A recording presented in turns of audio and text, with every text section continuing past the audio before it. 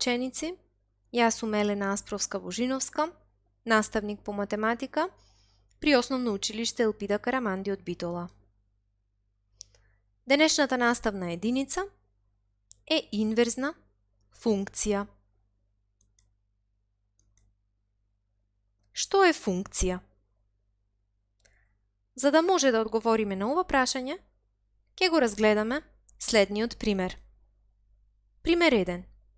На секој елемент од множеството А придружи му соодветен елемент од множеството Б според правилото помножи со 2. Дадени се две множества. Множеството А се состои од елементи 1, 2, 3, 4 и 5. Множеството Б ги содржи елементите 2, 4, 6, 8 и 10. Мора да внимаваме на даденото правило помножи со 2. На елементот 1 од множеството А според правилото помножи со 2, 1 по 2, му го придружуваме елементот 2 од множеството Б. На елементот 2 од множеството А според даденото правило 2 по 2, му го придружуваме елементот 4 од Б. На истиот начин, следејќи го правилото помножи со 2, ги поврзуваме и останатите елементи од множеството А со соодветните елементи од множеството Б. 3 по 2 дава 6, 4 со 8, бидејќи 4 по 2 изнесува 8, и 5 со 10, бидејќи 5 по 2 е 10. Правилото може да се запише со формулата дадена со црвено. Множеството А се нарекува домен, додека множеството Б го нарекуваме кодомен. Множеството А составено од елементи 1, 2, 3, 4 и 5 е множество од оригинали или аргументи, а множеството 2, 4, 6, 8, 10 Б е составено од слики. Е множество од слики на елементите од множеството А.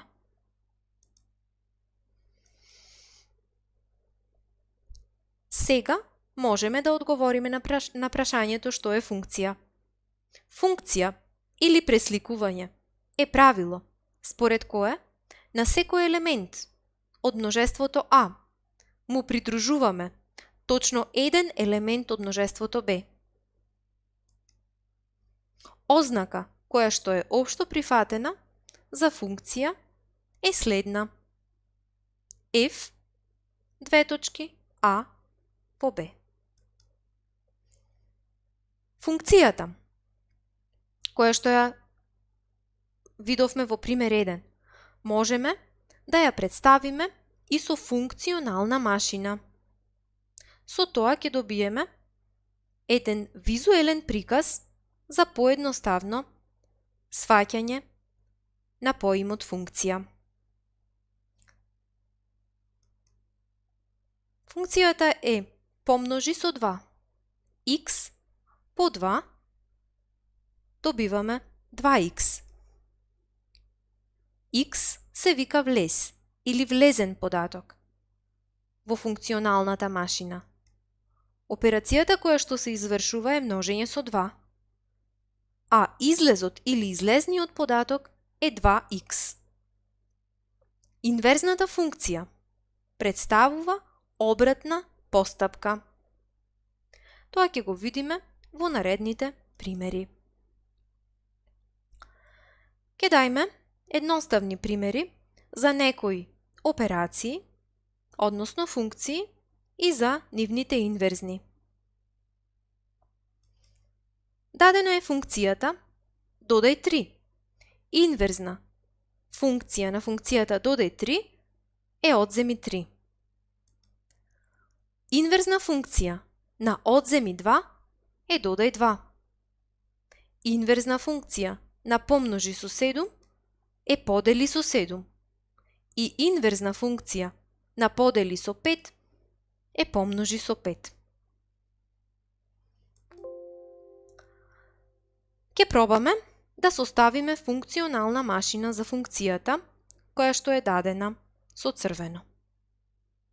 5x минус 2. Влезен податок за оваа функционална машина е x. Според правилото 5x значи дека влезниот податок x треба да се помножи со 5 за да се добие 5x, а потоа да се одземи 2 за да го добиеме излезниот податок 5x минус 2. На овој начин ја формиравме функционалната машина. Ке се обидиме да ја најдиме инверзната функционална машина за дадената функција. Ако кај функционалната машина за функцијата 5x минус 2 x е влез, а 5x минус 2 е излез, кај инверзната функционална машина сите овие операции ќе бидат со обратен редослед. Влезот x ќе биде на местото од излезот. Значи, наместо 5x минус 2, сега на тоа место ќе стои влез x. Гледаме од десно кон лево. Минус 2 стои во функционалната машина за функцијата 5x минус 2, кај инверзната функционална машина би било плюс 2. На тој начин ќе продолжиме и со обратната операција од множи со 5, тоа ќе биде подели со 5. После првиот чекор добиваме x плюс 2. Откако x плюс 2 ќе се подели со 5, добиваме x плюс 2 поделено на 5 како излез за оваа функционална машина. Излезот што сме го добиле представува инверзната функција. Функционалната машина представува еден визуелен приказ за наоѓање на инверзна функција. Постои уште еден начин кој што ќе го разгледаме преку пример 3. Да се најде инверзна функција на функцијата y еднаква 2x минус 3. Ке следиме два чекори. Првиот чекор е замена на променливата x со y. На кој начин се прави тоа? На местото од y во првиот ред заменуваме x, а на местото од x заменуваме y. За да биде уште појасно, ги користиме овие две стрелки. Потоа одиме на вториот чекор. Во вториот чекор треба да ја изразиме променливата y од последниот израз. За да ја изразиме променливата y од последниот израз, потребно е членот минус 3 да го префрлиме на другата страна од ова равенство или добиваме x плюс 3 е еднакво на 2y. Од тука y е еднакво на x плюс 3 врз 2. Последната функција која што ја добивме, означена со црвена боја, е инверзната функција и може да ја означиме со y на минус прва или f на минус прва од x. Овие две се ознаки за инверзна функција. Во пример 4 е дадена друга функција за која што треба да определиме инверзна функција. Првиот чекор, како и претходно, е замена на променливата x со променливата y. Тоа го правиме во првиот чекор. Потоа, вториот чекор е изразување на променливата y од изразот добиен во чекор 1. За таа цел, плюс 1, членот што се наоѓа на десната страна од равенството, го префрламе на левата страна од ова равенство, со промена на неговиот знак. Па добиваме x минус 1 е еднакво на 4y на квадрат. Од овде треба да го изразиме y на квадрат, а потоа само y. Четворката се јавува како множител, па заради тоа, сега таа ќе се јави како делител, односно x минус 1 врз 4 е еднакво на y на квадрат. Останува да се изрази променливата y.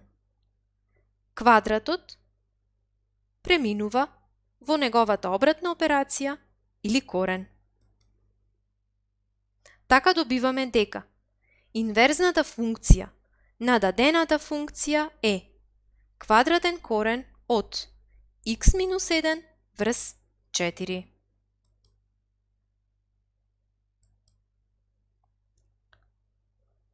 Задачи за самостојна работа. Првата задача: одреди ја инверзната функција на секоја од овие функции. Би требало да успеете да ја решите следејќи ги последните два примери. И чекор 1 и чекор 2. Додека втората задача треба да ја работите со примена на функционална машина, за да се најде инверзната функција на секоја од овие функции. Некој ќе може да реши на едниот начин, некој на другиот. Добро би било да се обидете да ја најдете инверзната функција на двата прикажани начини во оваа презентација. Ви посакувам успешно учење и ви благодарам за вниманието.